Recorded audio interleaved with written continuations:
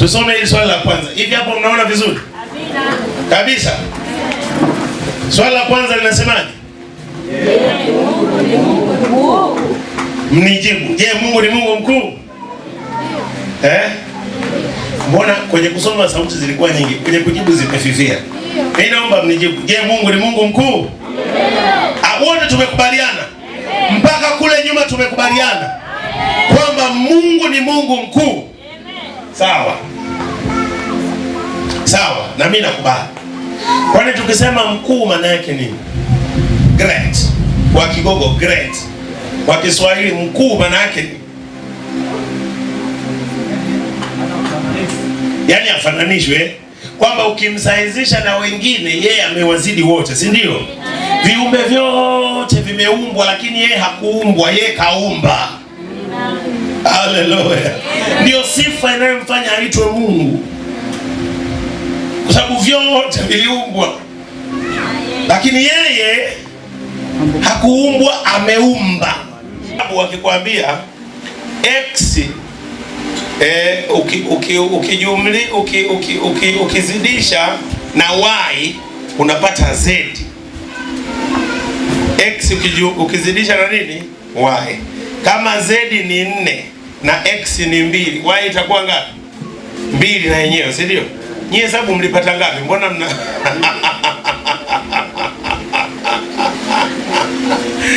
kama Mungu ni jamani, ukichukua pera ukala zile mbegu ukatupa, utaota nini? Sio utatoka mnazi pale? Utatoka pera. Wote tunakubaliana. Kumbe baada ya kuokoka mwanadamu akazaliwa mara ya pili, anarudi kwenye asili ile aliyoumbwa nayo ya ukuu kabisa. Yaani mtu akizaliwa na kabila lake zuri, hata angezaliwa nchi kubwa kama Marekani, kama Uchina, yeye hana issue. Wala Mungu atishiki mtu amezaliwa wapi, wala ameenda chuo kikuu gani. Ila baada ya kuzaliwa kuna kuzaliwa kwingine kunaitwa kuzaliwa kwa mara ya ngapi? Ya pili, kwa maana ya kuokoka. Ndio maana lazima mtu azaliwe mara ya pili, na Biblia ndio maana inasema kuokoka ni lazima, kwa sababu mwanadamu ni roho, amekuja duniani akavalishwa mwili. Kuna mtu ananielewa hapo? Wewe ni nini? Ulikuja duniani ukapata nini? Tukirudi kwenye kitabu cha Mwanzo, mwili mwanadamu aliupataje? Mungu alichukua kitu gani? Udongo, mavumbi, sawa? Alafu akayabumba bumba, si ndio? Yakawekwa, yakalala pale, lakini hayapumui, hayacheki, ukilitekenya halitekenyeki. Liko tu pale, ni udongo. Ukilipiga kofi halisikii. Lina moyo ndani lakini halifanyi chochote. Lina figo, lina bandama, lakini hata ukilipiga teke haliumii, si ndio? Paka Mungu alipofanya kitu kimoja cha kupulizia pumzi ya uhai, ambayo ndio roho ya mwanadamu, na hiyo roho ndio wewe. Sasa ninapoongea na wewe hapo unanisikiliza na vyote viwili. Roho yako inanisikia na mwili wako unanisikiliza. Watu wa rohoni watashika haraka kwa sababu roho yao inapokea haraka neno la Mungu. Roho yako huwa inaitikia kwa neno la Mungu haraka zaidi. Alafu Biblia inasema hii mili huwa tunaitiisha. Bwana asifiwe. Kwa hiyo kanuni za ukuu nitakazo kufundisha zinahusiana na mtu ambaye hayuko katika akili, ila atamruhusu Roho Mtakatifu kumsaidia mafunuo katika roho. Bwana asifiwe. Lakini pia sijaje tu kwa ajili ya wale ambao wameshakuwa wa kiroho tayari, niko kwa ajili ya wale wa kimwili, kwa sababu injili hii ninayokuhubiri sio maneno matupu kama alivyosema Paulo, inakuja na dalili ya nguvu za Roho Mtakatifu. Kwa hiyo ninapomaliza kukuhubiria utageuzwa uwe na mtazamo wa kiroho kuanzia leo katika jina la Yesu. Nyanyua mkono wako mmoja juu, sema katika jina la Yesu, ninapokea vya rohoni, nitaelewa vya rohoni, nitafunuliwa na Bwana, na kutoka leo ninaenda kiwango kingine katika jina la Yesu. Kama wewe ni mtoto wa Mungu, kwa hiyo wewe umechukua asili ya kiungu. Mwanadamu wa kwanza Adamu, baba yetu, alipozaliwa alipoteza uungu aliokuwa nao. Alikuwa na kiwango cha utukufu kiasi ambacho alikuwa anakaa uchi na hajioni kama yuko uchi. Kiwango cha utukufu kilikuwa juu mno. Adamu akakipoteza. Na Adamu wewe wa leo na Eva wewe wa leo pia unapoteza utukufu kwa kujichanganya kwenye maisha ya dhambi. Bwana pewe sifa. Hapo ndipo unapopoteza utukufu wa Mungu. Kila mwanadamu hata angekuwa maarufu kiasi gani, kama hajampa Yesu maisha yake ni bure. Kuishi kwake ni bure. Na baada ya kufa, Biblia inaniambia hukumu. Hata tukisema raha ya milele umpe Bwana, apumzike, na mwanga wa milele umwangazie, apumzike kwa amani. Hata tukisali hiyo sala, kama hakuishi maisha matakatifu alipokuwa hai, amekufa kwa kushikwa ugoni, alafu mimi nikose adabu nikamwambie Mungu raha ya milele umpe Bwana, hata kama ameshikwa kwenye ugoni, adabu hiyo usimkoseshe mbele za Bwana. Sitamfundisha Bwana pa kumweka mtu. Baada ya kifo ni hukumu. Mungu anajua pa kumweka mtu. Kama hujakata shauri, kata shauri leo. Yesu anaokoa hata sasa, anakusanya hata sasa. Ukitubu unasamehewa. Kama hujampokea Yesu, aheri uokoke leo. Huenda ndio maana Mungu amemleta Daniel hapa, ndio maana Mungu ameleta hii timu hapa kwa ajili ya maisha ya kwako, ili uzaliwe upya. Liko lango moja wazi, ni lango la mbingu. Kuzimu na kiongozi wako wa kiroho. Mimi sijaja unipende, sijaja unifurahie, nimekuja kueleza kweli. Na wala sijaja, mimi sio mwanasiasa kwamba nangoja kura hapa. Singoji unipigie kura. Mimi wito nimepewa na Bwana, kwa hiyo wacha nihubiri kweli. Lakini ashukuriwe Mungu, bora kweli hata kama ni sindano inauma itakusaidia. Bwana asifiwe. Kama sisi ni watoto wa Mungu, maana yake watoto wa Mungu ni tofauti na wanadini. Washika dini sio watoto wa Mungu. Wala kuna mahali Biblia imesema wenye dini wote wanaenda mbinguni. Haipo. Dini yetu ya Shekina ni nzuri, lakini dini haipeleki watu mbinguni. Ila maamuzi watakayofanya wakiwa duniani ya kuokoka ndiyo yatakayowapeleka mbinguni. Haleluya. Hivi bado unanipenda au unatamani nimalize sasa hivi? Maka unaweza kusema yaani umetuletea mhubiri wa ajabu huyu. Mchungaji wetu huwa ni mpole, anaongea kipole, huyu umemtoa wapi? Mimi ndio nabii wa aina yangu, kwa sababu Bwana ameniumba ili nikusaidie. Sasa sisi ni watoto wa Mungu. Kama Mungu ni Mungu mkuu, lazima na sisi tuwe watu wakuu. Lakini ukuu wetu, nimesema pale mwanzo, unaanzia rohoni. Sema unaanzia rohoni. Swali la 3, soma swali la 3. Je, wewe ni matokeo ya wazo la Mungu? Biblia inasema Mungu akasema na tumfanye mtu kwa sura yetu na mfano wetu, akatawale samaki wa baharini na ndege wa angani. Kwa hiyo wewe ni wazo la Mungu. Sasa swali, soma swali la 4. Soma swali la 4.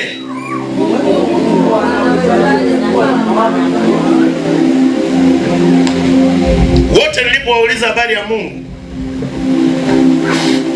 mmeniambia Mungu ni Mungu mkuu. Wote mkaniambia mpera utazaa mpera, mkaniambia mhogo utazaa mhogo, mnazi mnazi. Hamna mtu amesema mpera utazaa mnazi. Wote mmekataa. Au yupo? Sasa tukajiuliza, Mungu mkuu anawezaje kuwa na mawazo dhaifu? Kwa nini leo waamini kanisa la Bwana, watu wanaoitwa Wakristo, wanaoitwa wamempokea Yesu, kwa nini leo hawafanani na Mungu ambaye ni baba yao, ambaye ni Mungu mkuu? Kwa nini kuna tofauti kubwa sana kati ya Mungu aliye mkuu na watu wanaoitwa kwa jina lake? Kama Mungu ni Mungu mkuu, kwa nini kanisa la Bwana ni dhaifu?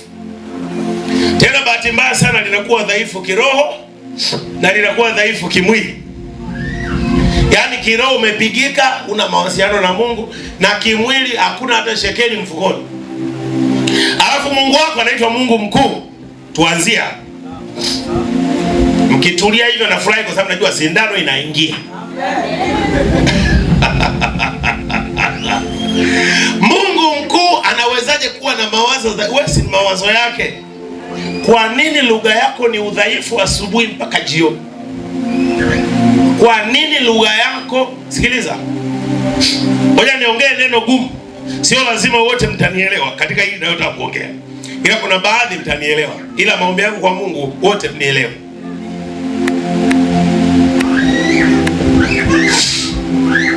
Samahani. Mungu ana uwezo wa kutufanya wote kuwa watu wakuu.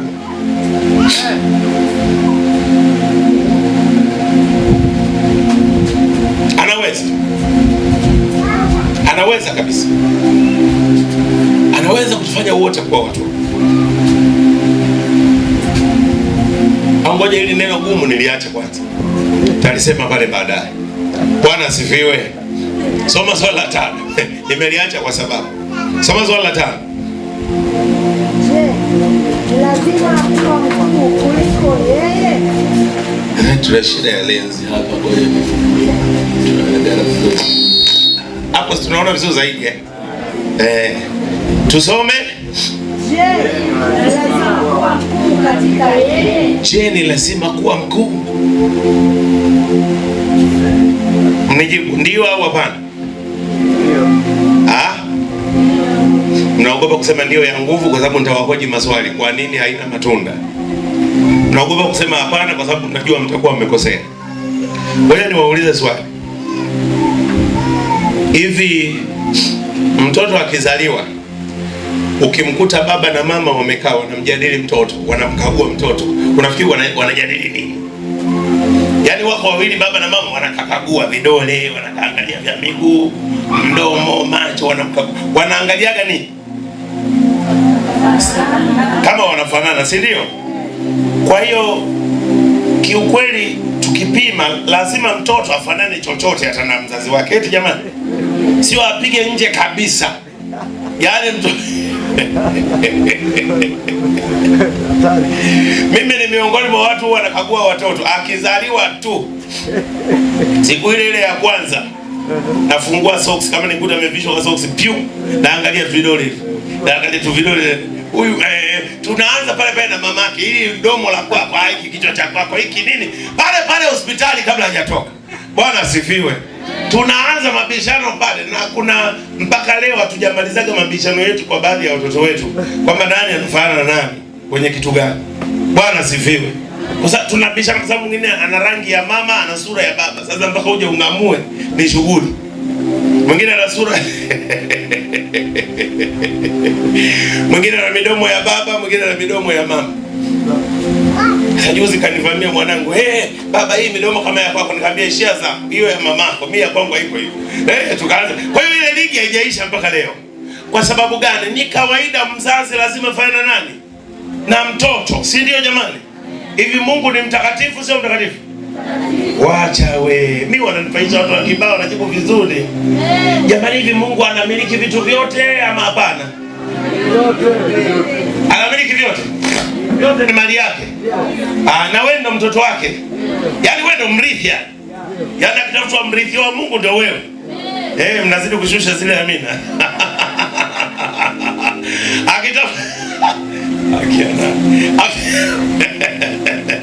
Akitafuta mrithi wa Mungu ndo wewe unatokea. Si ndio?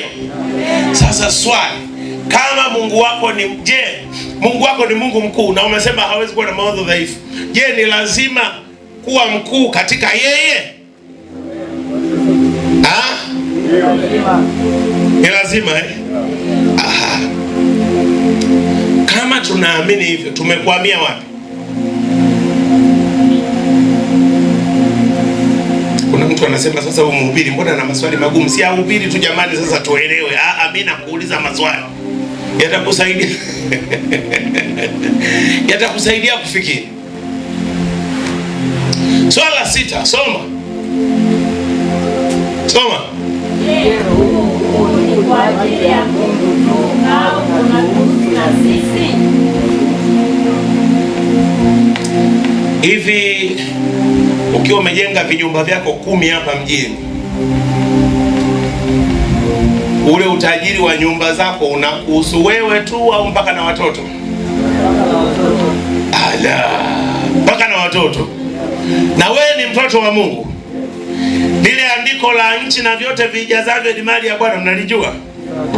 Na mnaamini ni hivyo? Aha, twende tena hatua nyingine. Twende tu mnanijibu vizuri. Kwa hiyo ile mbingu, yale mawingu ni mali yake. Hii hewa tunayovuta na kutoa ni mali yake. Bwana hata wewe mwenyewe ni mali yake. Na wote walizaliwa tangu Adamu wamekufa hapa katikati, na kina Goko na kina... Si babako tajiri? Wewe kwa nini unaamini kwamba ukiwa tajiri utaasi?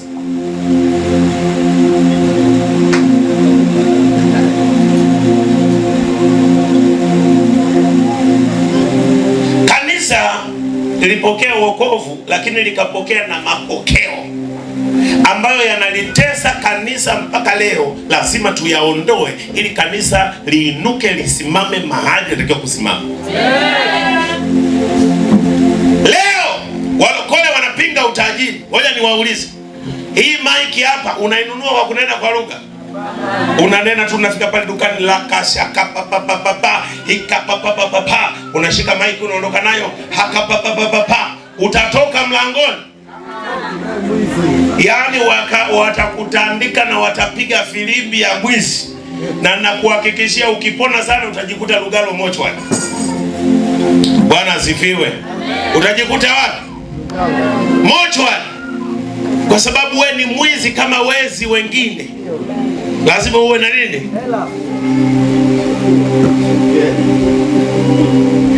Mimi ni miongoni mwa watu ambao wanaamini Mungu anaweza kukupa wazo ambalo litakutoa kuwa tajiri wa maana. Nataka tufikirie jambo. Hivi Nuhu aliambiwa atengeneze nini? Safina kwa lugha ya leo ni nini? Yaani ya kuingia kifaru, tembo, yaani upige picha. Ilikuwa inaingia wanyama wote. Twiga, digidigi, mamba, kiboko, wote. Kwa lugha ya leo inaitwa nini? Safina tugeuze kwa lugha ya leo inaitwa nini? Meli. Tena meli yenyewe sio ya kitoto. Make mimi tu hapa tukiingia 10 kwenye hiyo safina iwe imetengenezwa vizuri. Make mimi ni kama yale mabaki ya Goliati yaliyoko katika siku za siku hizi. Sio mnefili lakini ni angalau. Sasa kiboko mmoja tu ni mimi mara 2.5. Kiboko huyu, na kwenye safina waliingia wangapi? Wawili. Sasa tembo je? Semi-trailer linaingia mle gidi. Faru moja. Ni waulize, Nuhu bila kuwa na rasilimali angeweza kujenga safina? Haya mawazo ya kuwaza ukiokoka unakuwa mshamba, alafu unakuwa una mawazo ya maendeleo, alafu uwezi ukapiga hatua. Tukubaliane, sio wazo la Mungu, ni wazo la shetani, na lazima tulikatae ili maisha yetu yabadilike. Amen. Nakuta mtu saa 1 asubuhi anaomba, ni vizuri. Saa 2 anaomba, ni vizuri. Watu wameamka wamefika kazini, saa 3 anaomba, saa 5 unaomba, saa 6 unaomba, saa 9 unaomba. Sawa, labda hiyo siku umeitoa kwenye maombi. Na ya pili unaomba, na ya 3 unaomba, na ya 4 unaomba. Wiki nzima unaomba, lakini unaishi kwenye nyumba inayohitaji kulipa kodi, unahitaji nguo zinahitaji pesa, unahitaji kula inahitaji pesa. Lakini wewe asubuhi mpaka jioni uko kanisani unafanya nini? Hapo vipi? Kuna mahali kanisa limepungukiwa kitu fulani. Ukuu tunaozungumzia nimesema unaanzia wapi? Mpaka na wapi?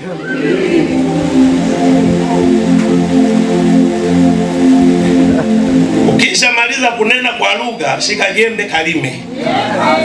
Uvune. Lima huku unanena, uvune. Kiroho uko fiti na kimwili uko fiti. Jamani, amena. Kuna watu utakuwa disqualified, utakosa vigezo vya kuwahubiria kwa sababu ya hali yako ya maisha. Nimekataa hali yangu ya maisha kunizuia kumhubiria mtu. Sitazuilika kumhubiria mtu wa level yoyote kwa sababu ya hali ya maisha. Leo kanisani hatusisitizi hata watoto wetu kwenda shule sana. Wakiishia la 7 tu form 4 kaenda VETA inatosha. Vyuo vikuu tumeachia wale wasio na Mungu.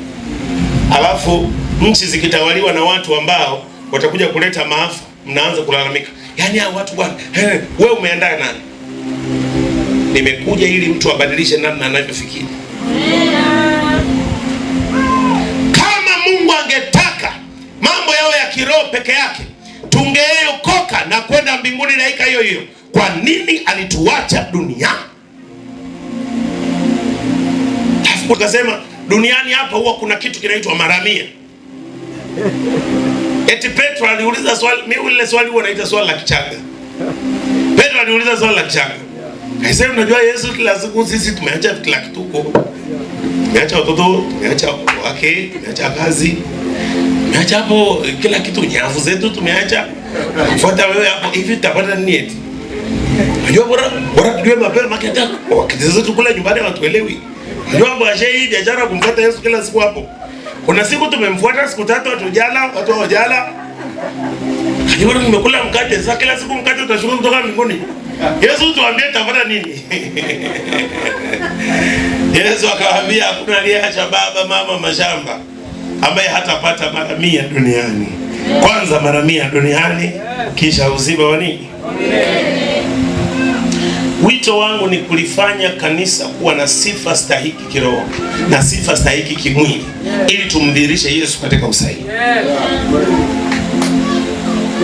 Bwana sifiwe. Wengi walikuwa wanasema kuokoka ni ushamba kwa sababu ya aina ya tulivyomleta Yesu. Tunampeleka Yesu kama sisi na sisi ni washamba. Zama zinakuja na zipo na nitaziona kabla sijamaliza safari yangu kwenda kwa Bwana. Zama ambazo kila kitu kizuri kitapatikana nyumbani mwa Mungu. Hizo zama zinakuja katika jina la Yesu.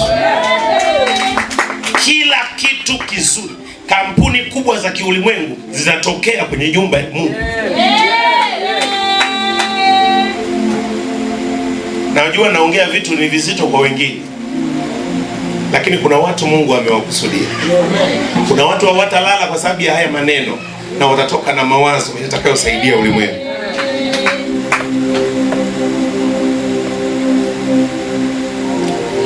Kwa nini tuna kauli dhaifu? Mimi ni wa kufa tu, na ngoja kufa. Maisha yako yote kama una miaka 10 mbele, yote ni kungoja kufa. Yaani miaka 10 wewe utafanya kazi ya kungoja nini? Muangalie ya maneno mnayokuwa mnasema. Nasema na ngoja kufa. Wanasema mbona hujasoma andiko? Nakusomea andiko. Nashughulika na ufahamu wako kwanza. Sasa maandiko umeyazoea hayajakusaidia. Ngoja nikuonyeshe tatizo lilipo ili nikikupa maandiko yaende yakapandwe kwenye hilo gepu. Na tifua kwanza udongo wa moyo wako ndio nipande neno la Bwana ili liote vizuri. Bwana asifiwe. Soma swali la mwisho. Ilia. Haya, tufungue kitabu cha Mwanzo sura ya 12 mstari wa kwanza mpaka wa 3. Kichwa cha habari hapo andika ukuu wetu ni wazo la Mungu. Na huenda nikamalizia kwenye kipande hiki, kesho nitaenda mbali zaidi.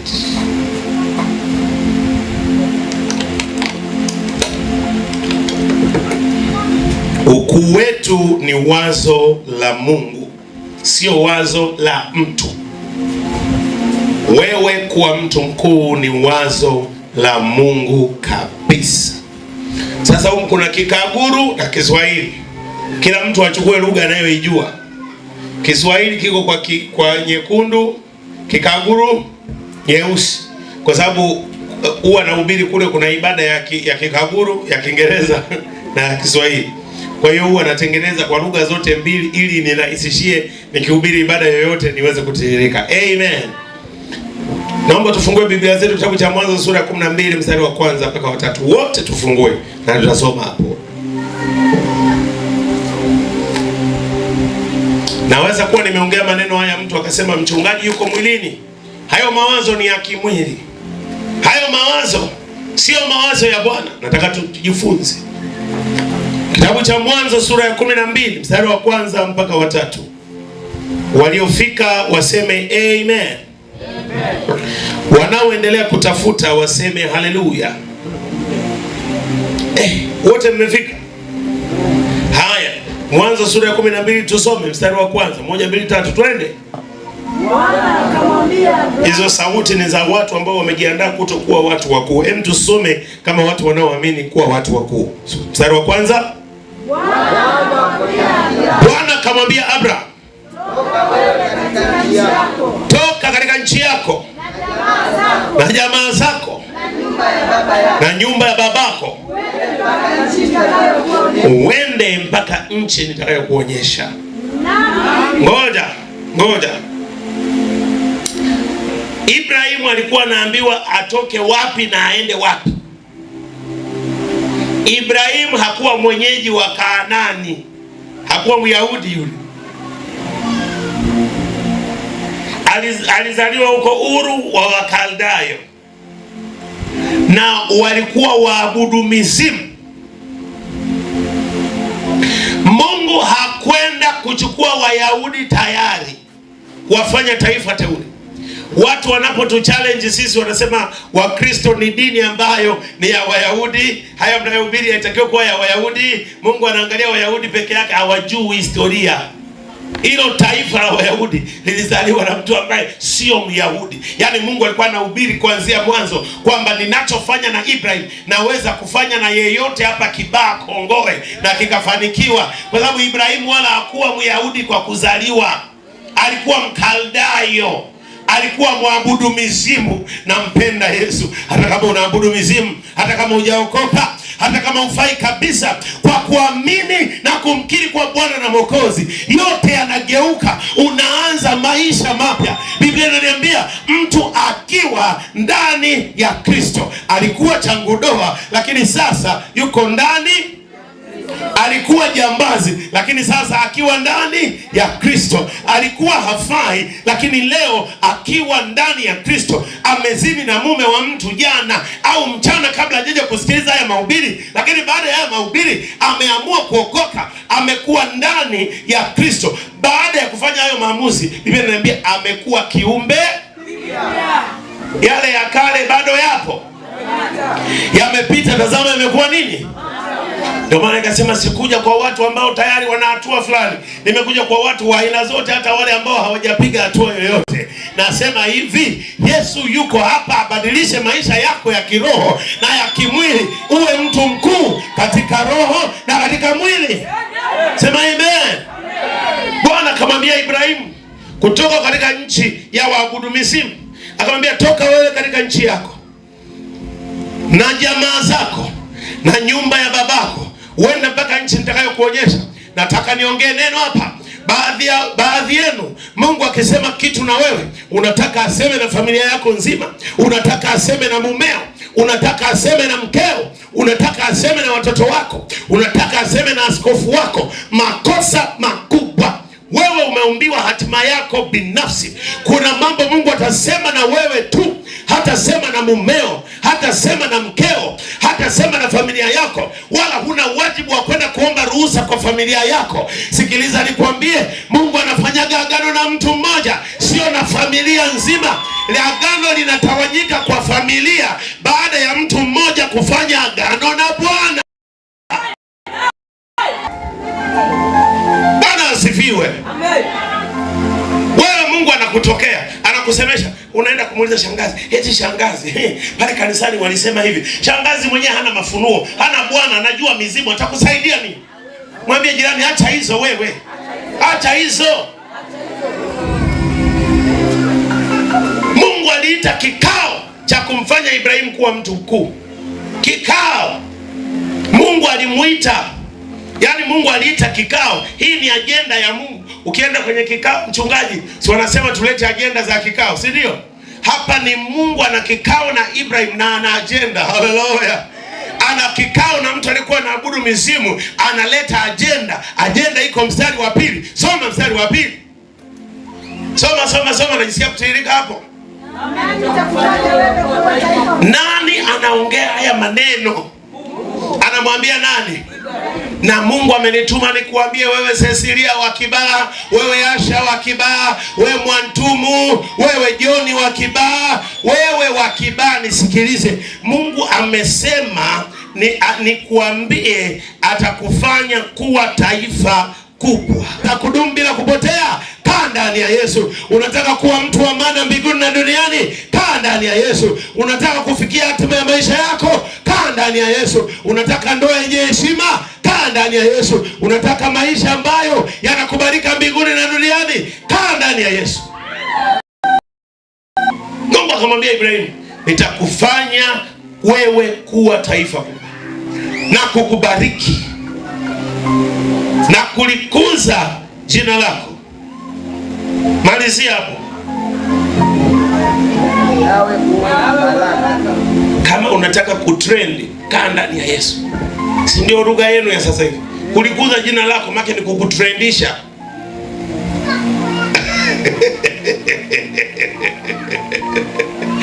Jamani, nani hataki kutrend hapa?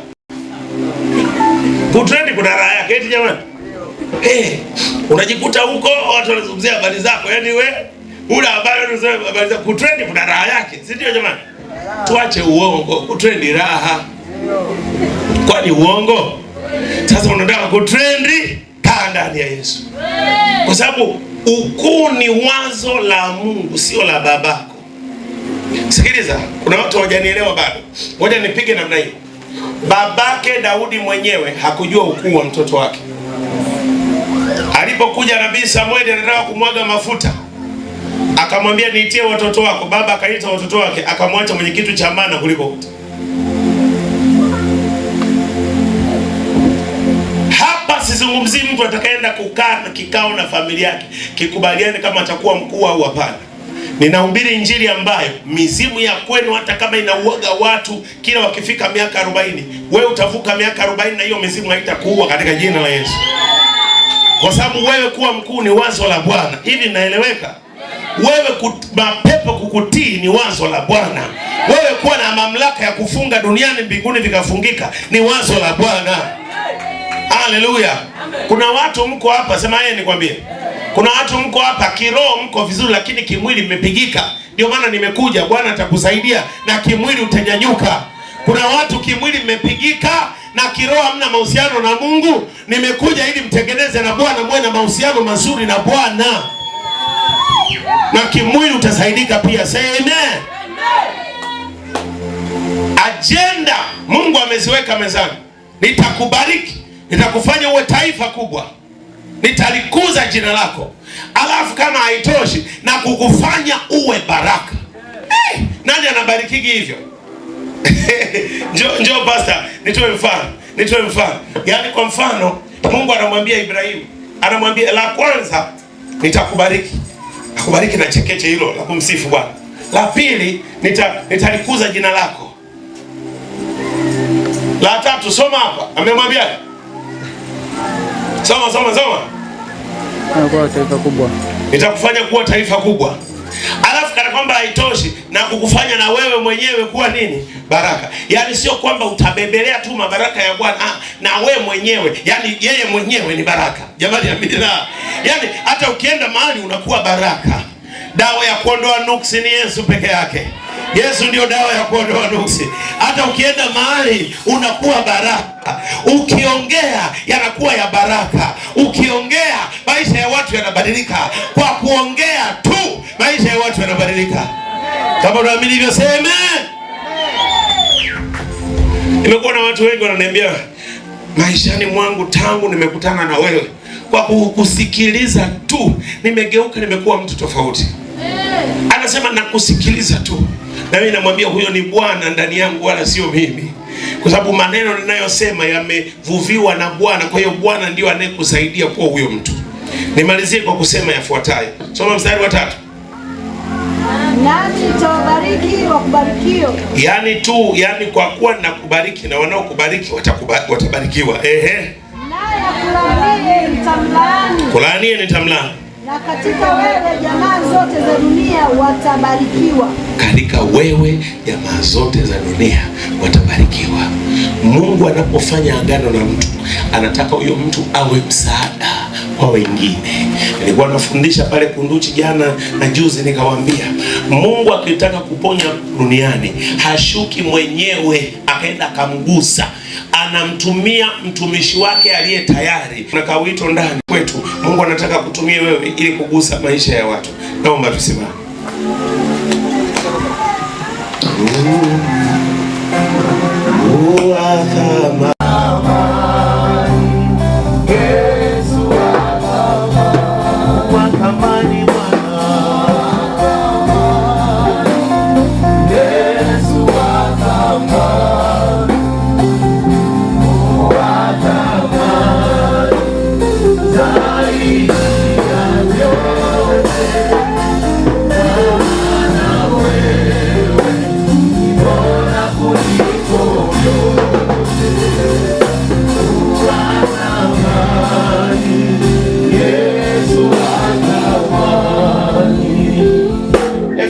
Uinamishe kichwa chako na utafakari kuhusu maisha yako. Kabla sijafanya maombi ya jumla kwa watu wote, huenda kuna mtu anasema, mchungaji, mimi nimesikiliza unaombea, lakini kabla tujaenda mbali, hata huo wokovu wenyewe sijawahi kupokea. Nina dini kweli, lakini mimi sijawahi kuokoka. Sijawahi kumpa Yesu maisha kuwa Bwana na Mwokozi wa maisha yangu.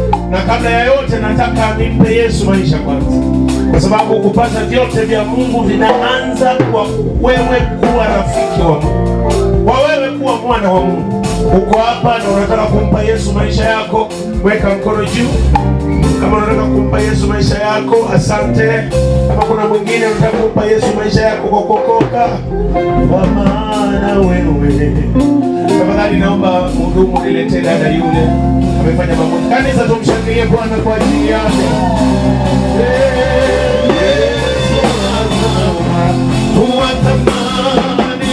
Kama uko mwingine unataka kumpa Yesu maisha, karibu. Kama unataka kumpa Yesu maisha, chukua tu na uje mbele.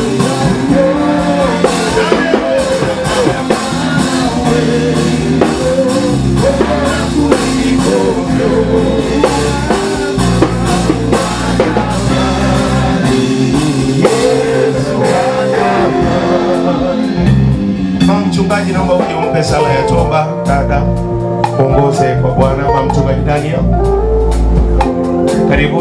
Mchungaji